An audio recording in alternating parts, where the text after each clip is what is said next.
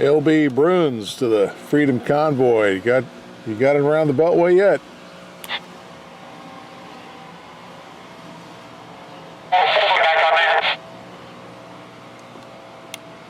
Looking for folks out there on the Freedom Convoy on the Virginia side of the Beltway. You up here yet? Not yet. We just heard on the radio that y'all were up in Hagerstown and getting the speech from one of the senators. I guess it's going to take you, what, about 40 minutes, 50 minutes? And wait here later on today. A 10 Roger, LB Bruins on the side.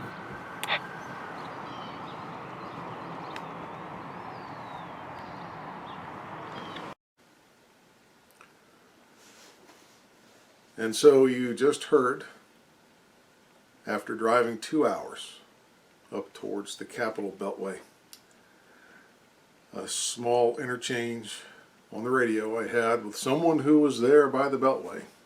And I was about a quarter of a mile from the Beltway.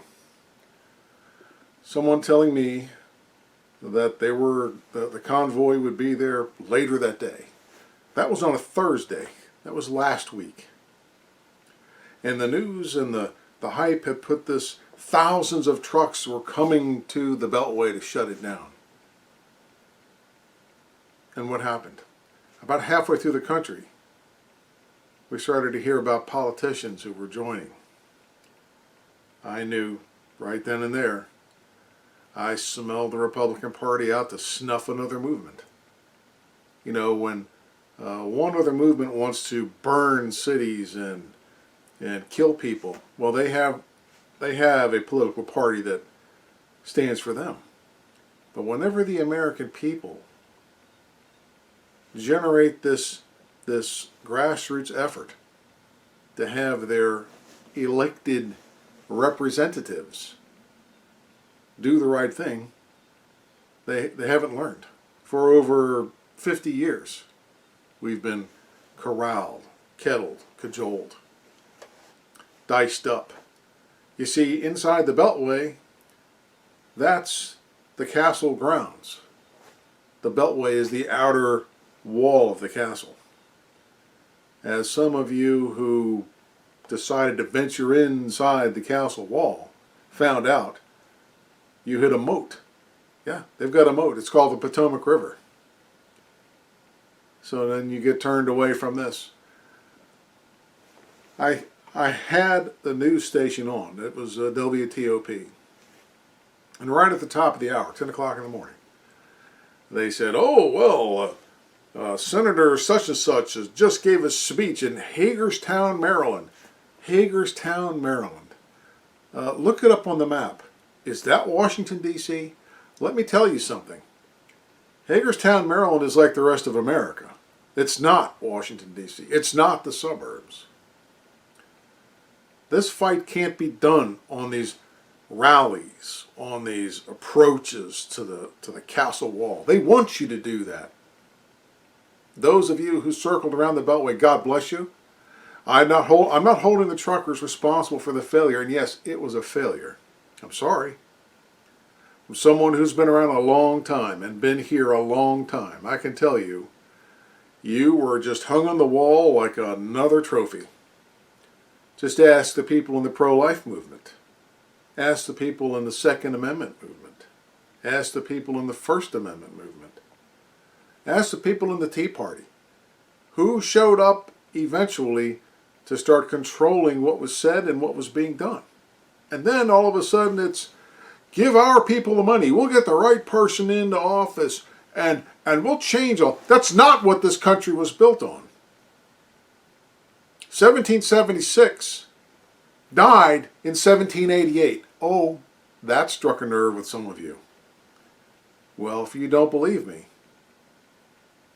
then I ask you, the American people, to consider restarting your government locally. If you have a lot of people who live in your area, then do it zip code by zip code. But consider what they did in New Hampshire, which was really how things were done all throughout the original United States. They had something up there that's called the selectmen process. Look it up. And look at the New Hampshire government, the state government. It's different than yours. And the people in New Hampshire, sometimes they really don't know what the rest of the world is doing. Consider that. And one book. If I could get anyone to read one book, you should have it at home. You should read it once a year at least. Make notes on it. Take modern phrases like Republican and Democrat and install it where it says Whig and Tory. So I want to read just a few paragraphs for you, and then when I'm done, I will play the audio for you from that traffic report when they finally got onto the Beltway. And that, my friends, is the only impact you made. That's the only place it was talked about on the air. It was a traffic report. A particular senator cooled you off and led you around right back into the machine like all of these other groups that came up from the ground.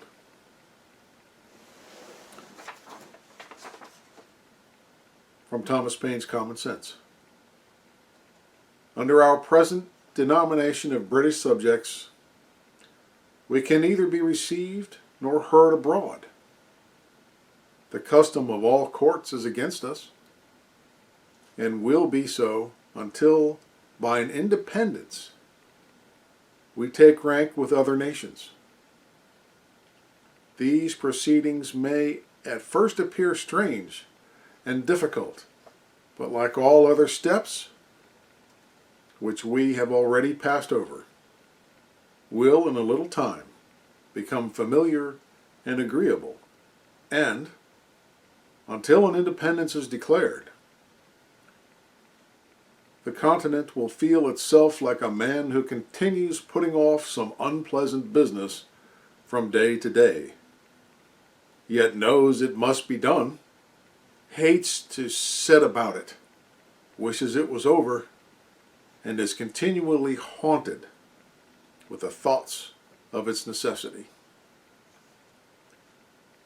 On these grounds, I rest the matter, and as no offer hath yet been made to refute the doctrine contained in the former editions of this pamphlet, it is a negative proof that either the doctrine cannot be refuted, or that the party in favor of it are too numerous to be opposed. Wherefore, instead of gazing at each other with a suspicious or doubtful curiosity, let us hold out to his neighbor the hearty hand of friendship, and unite in drawing a line, which, like an act of oblivion, shall bury in forgetfulness every former dissension. Let the names of Whig and Tory be extinct, and let none other be heard among us than those of a good citizen, an open and resolute friend, and a virtuous supporter of the rights of mankind and of the free and independent states of America. Locally, you need to start new governments, and you can do it. If you need to, check out the Fairfax Resolves. Check out the Virginia Declaration of Rights. That's June 1776. You should read sections 1, 2, and 3. Then go back and read the Declaration of Independence, and you'll know where people were getting their rights from. And I leave you again with the words. A man who continues putting off some unpleasant business from day to day, yet knows it must be done. I don't know if I'll be back to do any more of these. I would like to, but I don't see that the American people are yet ready to start over. You must face what needs to be done. And now for the conclusion, the impact that the convoy made last week. Braddock Heights, Frederick.